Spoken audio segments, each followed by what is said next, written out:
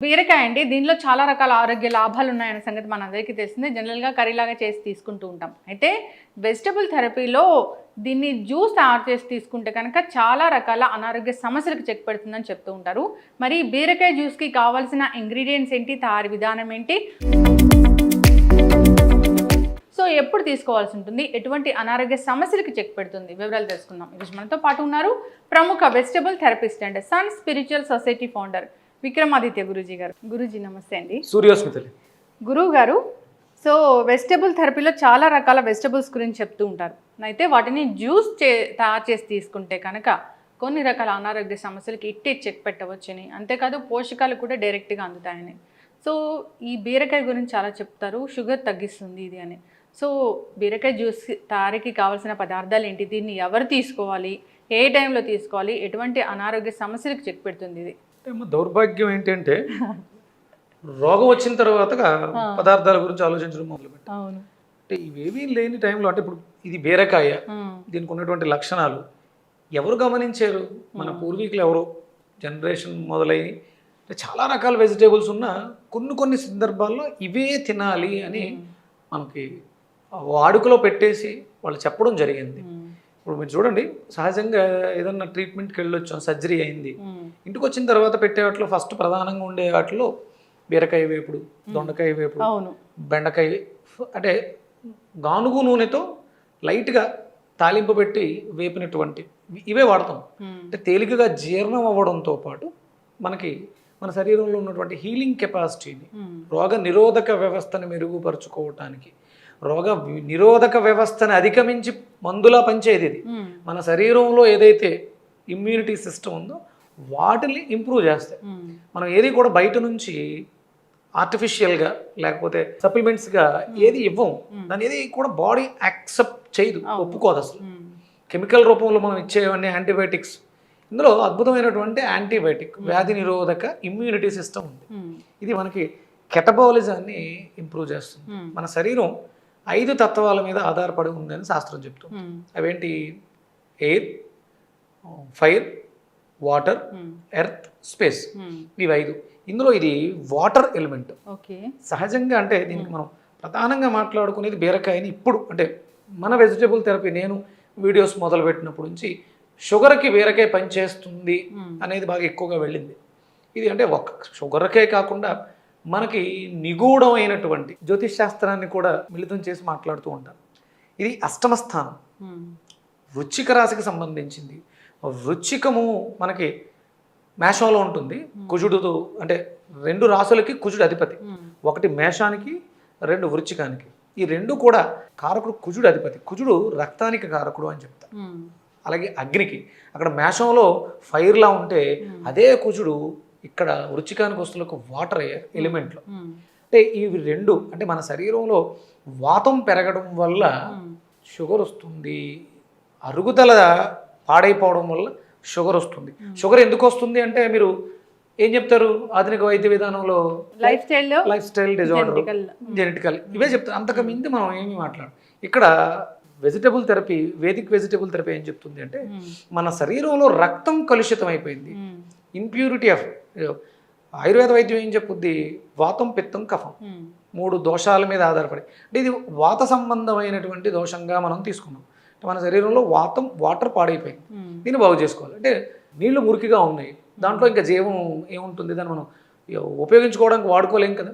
అప్పుడు దాన్ని ఏం చేస్తాం? ఫిల్టర్ చేయాలి. అంటే ఫిల్టర్ డైరెక్ట్గా మనం ఏదో ఒక క్లాత్లో వడకట్టి తీసుకుంటామా? ఎండ బాగా కాయడం ద్వారా, అంటే ఫైర్ బాగా రావడం వల్ల ఎండి ఆ వాటర్ ఆవిరై పైకి వెళ్ళి మళ్ళీ వర్షంగా పడితే తీసుకుంటున్నాం. మురుకు గుంట్లో నీటిని డైరెక్ట్గా వాడట్లే. అంటే ఎంత ప్రాసెస్ జరిగింది, ప్రకృతి ఎంత సహజంగా ఇస్తుంది. అంటే మన శరీరంలో పాడైపోయిన నీటిని కూడా ఉష్ణం, అగ్ని మండించడం ద్వారా ఫిల్టర్ చేసి రోగాన్ని తగ్గించడానికి వాటర్ ఉపయోగపడుతుంది. ఇది మనకి డయాబెటీస్ ఆ రకంగా ఉపయోగపడుతుంది. రక్తం కలుషితం అయిపోవడం వల్లే రోగాలు వస్తాయి. మనం వాతం, పిత్తం, కఫం గురించి మాట్లాడుకున్నాం. రక్తంలో ఉండవలసిన qualities: quality of blood, quantity of blood, purity of blood. Quality అంటే ఏంటి? రక్తంలో ఏముండాలి?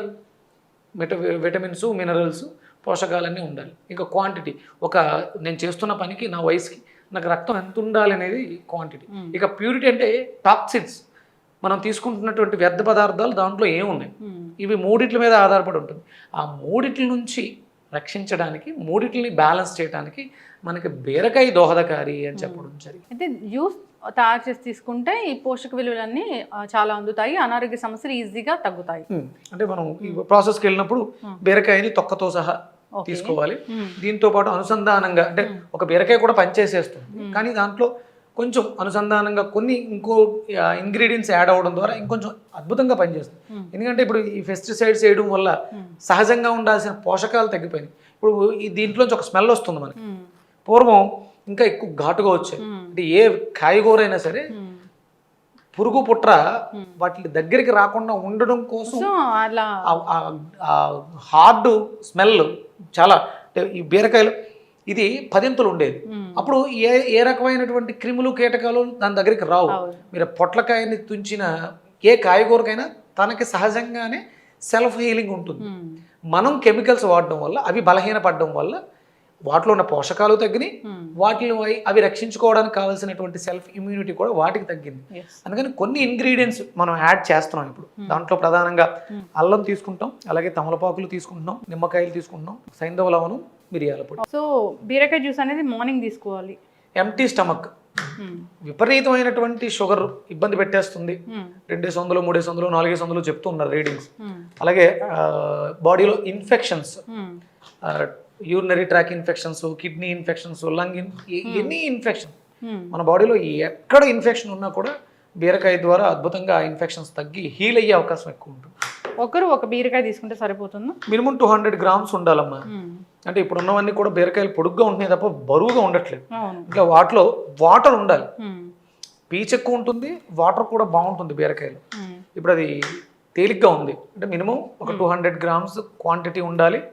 రోజుకి 3 సార్లు తీసుకోవాలి. ఎవరైనా ఆర్డర్లో లేకుండా ఇబ్బంది పడుతూ మరీ ఎక్కువగా ఇన్ఫెక్షన్స్ అయి ఉంటే, పుండ్లు మానట్లేదు అనుకునే వాళ్ళు రోజుకి మినిమం 1/2 కిలో బీరకాయ తీసుకోవాలి. ఈ సందర్భంగా నేను చెప్తున్నాను, రైతులకి చేతులు జోడించి సేంద్రియ వ్యవసాయానికి వెళ్ళండి. మీరే భవిష్యత్తులో వైద్యులు. మీరు పండించే పంటలే మనందరికీ కూడా ఆరోగ్యానికి ఉపయోగపడతాయి. పోషకాలు లేని పదార్థాలు ఎన్ని తీసుకుని మనం ఎన్ని రకాల మెడిసిన్స్ మింగినా మెడిసిన్స్ ఏవి కూడా పనిచేయవు. ఏంటమ్మా? ఖచ్చితంగా గురువుగారు, అంతే కదా. మనం మెడిసిన్ ఎంత తీసుకున్నా డైట్ కంపల్సరీ అవసరం. ఆ డైట్కి మీరు పండించే పంటలే మాకు ఆధారం, లేకపోతే మనిషి బ్రతకటం కష్టం. సేంద్రీయ వ్యవసాయానికి మనకి జయరామ్ గారు చాలామంది చేస్తున్నారు.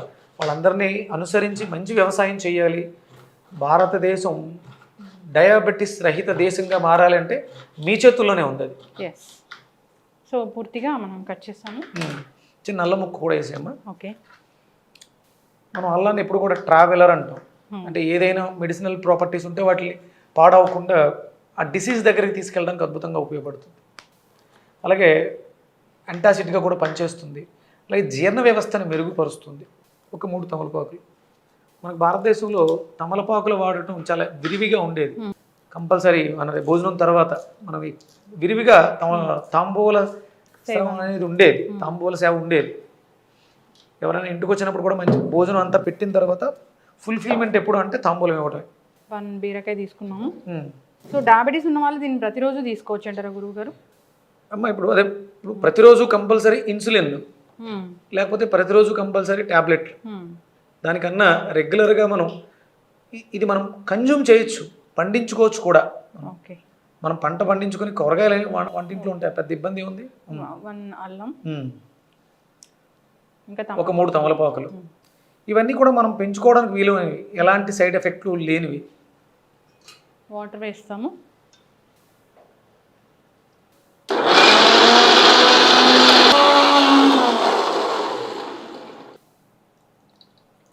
చాలామంది చెప్తూ ఉంటారు అంటే జ్యూసెస్ తీసుకోకూడదు, అవి తినడం వల్లే ప్రయోజనాలు ఎక్కువ ఉంటాయి. ఇప్పుడు మనం అనారోగ్య సమస్యతో డిజార్డర్తో బాధపడుతున్నాం, లోపల డైజెషన్ సిస్టమ్ అనేది యాక్టివ్గా లేదు. అందులోంచి కోలుకోవడానికి మనం జ్యూస్ ఫామ్లో తీసుకోవడం ద్వారా దాంట్లో ఉన్నటువంటి పోషకాలని పొందగలుగుతాం. పోషకాలు వచ్చి బలం వచ్చిన తర్వాత ఆటోమేటిక్గా మన పనులు మనం చేసుకోగలుగుతాం. వెజిటబుల్ థెరపీ అనే దానికి ప్రామాణికత ఉంది. ఇవేవి కూడా ఔషధాలు కాదు. ఔషధాలు శరీరం తయారు చేసుకోవడానికి కావలసినటువంటి పోషక విలువలు కలిగినటువంటి పదార్థం, ఫుడ్. దీనివల్ల ఎలాంటి సైడ్ ఎఫెక్ట్స్ ఉండవు. ఒకవేళ ఏదైనా ప్రాబ్లం అనుకుంటే మనకి రైతులు వాడేటువంటి పైన పిచికారీ చేసేటువంటి కెమికల్స్ వల్ల వస్తుంది. దాన్ని మనం శుభ్రం చేసుకోవడం ద్వారా, ఉప్పు నీళ్ళతో కడగడం ద్వారా, చింతపండు నీళ్ళతో కడగడం ద్వారా, వెనిగర్లో కడగడం ద్వారా ఆ సైడ్ ఎఫెక్ట్స్, ఆ చిన్న చిన్న లోపాలని మనం సవరించుకోవచ్చు. ప్రధానంగా మన శరీరంలో రక్తం అనేది చెడిపోతేనే షుగర్ వస్తుంది. ప్యాంక్రియాస్ అనేది పని చేయట్లేదు సరిగ్గా, తన వ్యవస్థని తను వర్క్ చేయట్లేదు. సైంధవ లవణం, మిరియాల పొడి. సైంధవ లవణం వేస్తున్నాం, మిరియాల పొడి. రుచికి సరిపడా లెమన్, ఉప్పు, కారం, పులుపు, వగరు, కొంచెం చేదుగా కూడా ఉంటుంది బీరకాయ. తమలపాకు వగరుగా ఉంటుంది, కారంగా ఉంటుంది. అంటే రుచులు ప్రధానంగానే మన వైద్య విధానం అంతా కూడా, ఆయుర్వేద వైద్య విధానం మన భౌతిక శరీరం మీద ఆధారపడి, అది తీసుకునే రుచుల మీద ఆధారపడే ఉంటుంది. ఎవరైతే డయాబెటీస్తో బాధపడుతున్నారో ఇలా జ్యూస్ ప్రిపేర్ చేసుకుని సిప్ చేస్తూ చప్పరిస్తూ ఎంజాయ్ చేయాలి. ఇది లోపలికి వెళ్ళి నా శరీరంలో ఉన్నటువంటి సమస్యని క్యూర్ చేస్తుంది అనే నమ్మకంతో చేస్తే చాలామందికి ఈ 4 ఏళ్లలో, మనం వీడియోస్ మొదలుపెట్టిన తర్వాత ఈ 4 ఏళ్లలో అద్భుతంగా బీరకాయ పండించడం కానీ వాడుకోవడం కానీ విపరీతంగా జరుగుతుంది. మరింత శ్రద్ధగా చేస్తూ జీవన విధానాన్ని మార్చుకోవడం ద్వారా మనం తినడానికి బ్రతకటానికి మాత్రమే తినాలి. ఇప్పుడు అందరం కూడా ఏంటంటే నైట్ లైఫ్ అలవాటు పడిపోయి తినకూడని సమయంలో తినకూడని పదార్థాన్ని, ఇప్పుడు బిర్యానీ, మాంసం తినడం తప్పు, అది తినకూడని సమయంలో తింటే ఇంకా పెద్ద తప్పు. దానివల్లే చాలా అనారోగ్య సమస్యలు ఇబ్బంది పెట్టేస్తున్నాయి. అది బ్రతకటానికి, అంటే మనం చేసుకునే పనులు దీనికోసం డబ్బు సంపాదిస్తున్నట్టే తినడం కోసం, తినడం ఒక్కటే కాదు, సుఖము సంతోషం కోసం వెంపర్లాడి ఆనందాన్ని కోల్పోతాం. సుఖం వేరు, సంతోషం వేరు, ఆనందం వేరు. సుఖము సంతోషం కోసం వెళ్ళి ఆనందాన్ని కోల్పోయి విపరీతమైనటువంటి దుఃఖంలో మునిగిపోతాం. 4 హెల్త్ బెనిఫిట్స్ ఈ బీరకాయ జ్యూస్ వల్ల అంటే ఏం చెప్తారు? ఇది బాడీలో ఉండేటువంటి ఇన్ఫెక్షన్స్, అన్ని రకాల ఇన్ఫెక్షన్స్కి అద్భుతమైనటువంటి ఔషధం. అలాగే ఇప్పుడు మహమ్మారిలా వ్యాప్తి చెందుతున్నటువంటి డయాబెటీస్కి అద్భుతమైనటువంటి వైద్య విధానం. అలాగే ఇది రక్తాన్ని శుభ్రం చేయడం ద్వారా రక్తంలో ఉన్నటువంటి క్వాలిటీస్ అన్నీ కూడా, మీకు పోషకాలు తక్కువ ఉన్నాయి, విటమిన్స్ డెఫిషియన్సీ ఉంది అంటే లోపల ఆ స్టోరేజ్ లేకపోతే మీరు ఎంత బయట నుంచి తీసుకున్నది తీసుకోవద్దు కదా. ఇది మనకి లింఫాటిక్ సిస్టమ్ మీద అద్భుతంగా పనిచేస్తుంది. మీకు గడ్డలు వస్తాయి, కొవ్వు గడ్డలు, లింఫ్ నోడ్స్ అంటారు, వాటికి కూడా ఇది అద్భుతమైనటువంటి పరిష్కారం చెప్తుంది.